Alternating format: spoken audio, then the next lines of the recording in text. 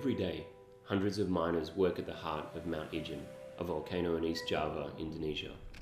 Their job is to collect sulfur on the edge of one of the largest acidic lakes in the world.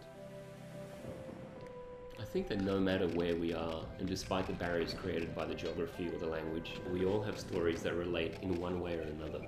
With the new LUMIX S series camera, I was able to follow the miners' journey as they ascended the volcano with their heavily laden baskets.